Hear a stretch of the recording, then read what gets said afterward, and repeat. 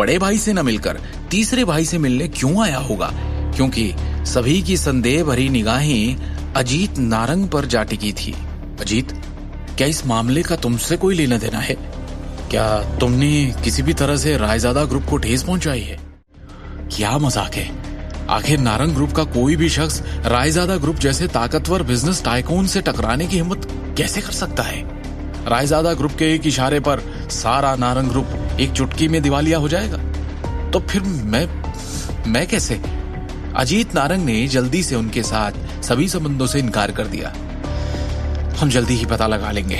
आप फोन उठाओ और स्पीकर चालू करो, देखते हैं रायजादा ग्रुप का क्या कहना है, अमिताभ नारंग ने ठंडे स्वर में कहा। इस समय अजीत नारंग काफी दबाव में था। बिना किसी विकल्प के उसने सभी शेयरधारकों के सामने सेक्रेटरी विक्रम टोकस का फोन उठाया। क्या आप अजीत नारंग हैं? फोन के दूसरी छोर पर सेक्रेटरी विक्रम टोकस की आवाज बहुत ठंडी थी। हाँ mister Tokas, good morning, Ajit Narang ने विनम्रता से जवाब दिया। 1 घंटे बाद हम एक बड़ी मीटिंग बुलाएंगे। इसके लिए प्लीज नारंग ग्रुप के सारे मैनेजमेंट को फौरन सूचित कर दीजिए। हमारा रायजादा ग्रुप आपकी कंपनी के एक्विजिशन यानी अधिग्रहण के बारे में बात करने के लिए आएगा। अपने बेटे करण नारंग को मीटिंग में बुलाना मत भूलिएगा, विक्रम ने कहा। जी बिल्कुल, अजीत ने तुरंत उत्तर दिया, क्योंकि वो विक्रम टोकस को अपमानित करने की जरूरत नहीं कर सकता था। फोन की एक बीप के साथ विक्रम ने आखिरकार कॉल काट दिया। अजीत नारंग, उसका चेहरा पीला पड़ गया। अपने बेटे का नाम सुनने के बाद उसे एक बड़ी बेचैनी महसूस हुई। कॉल खत्म होने के बाद वहां मौजूद सभी शेयरधारकों ने अजीत नारंग को और भी अधिक शत्रुता और संदेह की दृष्टि से देखा। चूंकि मामला अर्जेंट है, हम एक बार में ही बैठक बुलाएंगे। कंपनी के पूरे मैनेजमेंट को सूचित किया जाए और रायजादा परिवार के लोगों के आने का इंतजार करें, अमिताभ नारंग ने गंभीर स्वर में कहा। 3 घंटे बीत गए। बैठक कक्ष में माहौल बेहद तनावपूर्ण हो गया था, क्योंकि सभी घबराकर इंतजार कर रहे थे।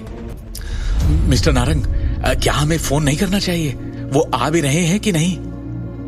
शेयरधारकों में से एक से अब इंतजार नहीं हो रहा था।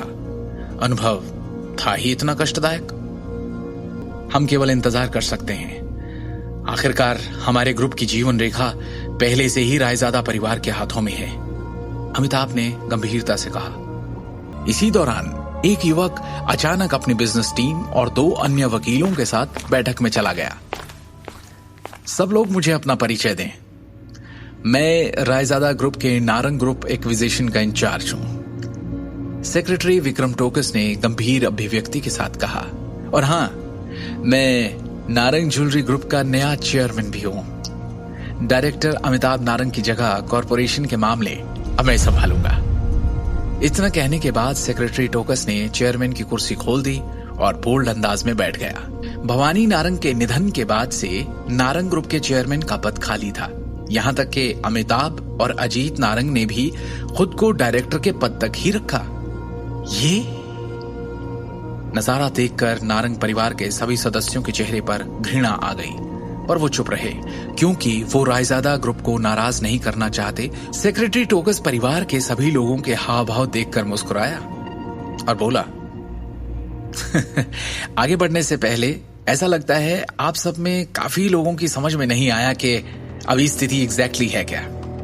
इस समय मेरे हाथों में नारंग की ज्वेलरी ग्रुप के 55% शेयर हैं। इसके अलावा मैं मैनेजमेंट के तहत 20 ज्वेलरी फैक्ट्रीज और 30 आभूषण फ्लैगशिप स्टोर्स के कंट्रोल में हूं। मेरा मानना है कि अगर मैं चेयरमैन का पद लेता हूं तो किसी को आपत्ति नहीं होगी, है ना? टोकस के ये शब्द एक ढोल की तरह लग रहे थे, जो सभी के मन में गहराई से उतर गए, जिससे वो चुप हो गए। ये एक्विजिशन के दस्तावेज हैं, प्लीज आप सभी एक बार ध्यान से पढ़ लीजिए। टोकस ने दस्तावेज की कॉपियां सभी में बांटने का आदेश दिया। उपस्थित सभी शेयरधारकों ने दस्तावेजों को पढ़ते हुए और गहराई से विचार करते हुए गंभीर भाव प्रकट किए कि तभी शांति में विक्रम टोकस की आवाज फिर से आई, एक अलग अंदाज में। करण नारंग कौन है? इतने में वहां मौजूद सभी एक ही दिशा में देखने लगे और पीछे से करण निकलकर सामने आया। विक्रम ने उसे ज़हीन नजरों से देखा। मैं हूं करण नारंग, लेकिन मैं ये नहीं समझ पा रहा हूं कि आपको मुझसे क्या काम है मिस्टर विक्रम टोकस। करण ने झुंझलाहट भरी आवाज में ईमानदारी से कहा। अब मेरा मतलब है विक्रम सर। विक्रम ने बिना कोई प्रक्रिया दिए उससे पूछा, कंपनी में आपकी क्या पोजीशन है? और इतनी बड़ी कंपनी के मुलाजिम होने के नाते आपको इतना भी नहीं पता कि बिना बारी के बोलना सही नहीं? विक्रम ने यह कहते हुए करण की ओर अपनी ठंडी निगाह डाली और पास पड़ी मोहर उठाकर तेजी से करण की तरफ फेंकी। और जैसे ही वो सील करण के पेट से टकराई, उसके होश उड़ गए और उसे लगा जैसे उसे हथौड़े से मारा गया हो। जैसे ही उसके पेट से दर्द ऊपर की ओर बढ़ा, उसने बैठक से पहले खाया हुआ सारा खाना कॉन्फ्रेंस रूम की टेबल पर उल्टी कर दिया। करण गुस्से से भड़क उठा, क्योंकि उसे लगा था कि विक्रम ने उसके साथ अन्याय किया है और सबके सामने उसे अपमानित किया है। हालांकि उसने विक्रम को अपनी आंखों में शुद्ध घृणा के साथ देखा, लेकिन उसने विरोध का एक भी शब्द कहने की हिम्मत नहीं की। उसे अभी भी समझ नहीं आया कि रायजादा ग्रुप का ये सेक्रेटरी उसे क्यों निशाना बना रहा है। विक्रम ने धीरे से कहा, अब आप सब लोग मेरी बात ध्यान से सुने। मुझे पूरी उम्मीद है कि आप सब ने इस टेक ओवर के पेपर्स अच्छे से पढ़ लिए होंगे। हमारे रायजादा परिवार ने नारंग के आभूषण समूह से बड़ी संख्या में शेयर और संपत्तियां क्यों खरीदी, इसका कारण यह है कि हमने नारंग के आभूषण निगम की क्षमता को समझा और उसमें इंटरेस्ट दिखाया है, क्योंकि इसके पास महान विकास मूल्य है। इसलिए आप सभी शेयर होल्डर्स को फिलहाल के संकट में होने वाले नुकसान के बारे में चिंता करने की कोई जरूरत नहीं।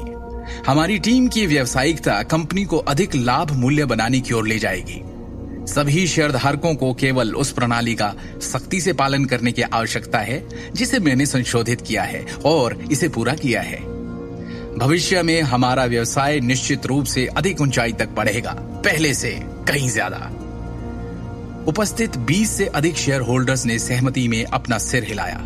उनमें से हर एक के दिल में अपनी अपनी योजनाएं थी। उन सभी ने रायजादा ग्रुप के टेक ओवर पेपर्स और स्कीम को ध्यान से पढ़ा था। ऐसा लग रहा था कि दिल्ली के रायजादा समूह का नारंग के आभूषण समूह को एक बार में खत्म करने का कोई इरादा नहीं था। उनके जैसे छोटे शेयर होल्डर्स पर सभी योजनाओं और अनुबंधों का कोई प्रभाव नहीं पड़ेगा। इस प्रकार वो अभी भी पहले की तरह प्रॉफिट में शेयर्स का आनंद ले सकते हैं। इसके अलावा इस योजना ने उन्हें परोक्ष रूप से रायजादा ग्रुप का हिस्सा भी बना दिया, जो अपने आप में बहुत बड़ी बात थी। वो ये भी देख सकते थे कि हालिया संकट स्पष्ट रूप से अजीत नारंग और करण नारंग की तरफ इशारा कर रहा था और उन्हीं पर लक्षित था। और इसका नतीजा ये होगा कि इन दोनों कार्यकारी निदेशकों को जबरदस्त नुकसान हुआ था। उन्होंने न केवल महत्वपूर्ण मामलों में बोलने का अधिकार खो दिया, बल्कि उनकी संपत्तियों और शेयरों की संख्या को भी भारी झटका लगा। वो अब तक सारी प्रेरणा और आशा खो चुके होंगे। हालांकि एक व्यक्ति जिसे सबसे बड़ी हार का सामना करना पड़ा, वो था नारंग परिवार का तीसरा भाई, अमिताभ नारंग। उन्होंने न केवल डायरेक्टर्स बोर्ड का सारा नियंत्रण खो दिया, बल्कि उनकी प्रतिष्ठा भी चरमरा गई थी। आज की घटना निश्चित रूप से दिल्ली शहर के पूरे व्यापारिक उद्योग में फैल जाएगी और उसे हंसी का पात्र बना देगी। ऐसा लगता है कि उसके लिए फिर से अपनी प्रतिष्ठा हासिल करना बेहद मुश्किल होगा। हालांकि अजीत नारंग और अमिताभ नारंग ने शुरू में बदसूरत भाव प्रकट किए, मजबूरी में सिर्फ एक मुस्कान दी और विक्रम की सराहना की और उसे बधाई देने के अलावा वो दोनों और कर भी क्या सकते थे। इस किस्से के करीब 6 घंटे बाद रात में हम जाते हैं एक 5 स्टार होटल के एक आलीशान से लग्जरी सूट में। उस कमरे का दरवाजा खुला और उसमें से विक्रम टोकस अंदर आया। उसकी चाल में नारंग के सामने वाला रोब नहीं, बल्कि एक नरमी है। उसने अंदर आते ही झुककर नमस्ते कहा और धीरे से चाय की मेज के सामने सम्मान पूर्वक खड़ा हो गया, जैसे कि किसी व्यवस्था की प्रतीक्षा कर रहा हो। उसके सामने सोफे पर कोई बैठा है, जिसने हाँ में सिर हिलाया और विक्रम ने अपना लैपटॉप खोलकर उस इंसान के सामने रख दिया। लैपटॉप रखते हुए उसने कहा, काम हो गया। चाय की मेज पर रखे लैपटॉप पर एक वीडियो चलने लगा, जो उसी दिन नारंग समूह की कंपनी की इमारत में हुई बैठक में जो कुछ हुआ था वही सब दिखा रहा था। आगे की कहानी जानने के लिए देखिए अगला एपिसोड सिर्फ पॉकेट एफएम के यूट्यूब चैनल पर, और शिवम द हिडन वॉरियर के सारे एपिसोड्स को सुनने के लिए डिस्क्रिप्शन में दी लिंक से डाउनलोड करें पॉकेट एफएम ऐप।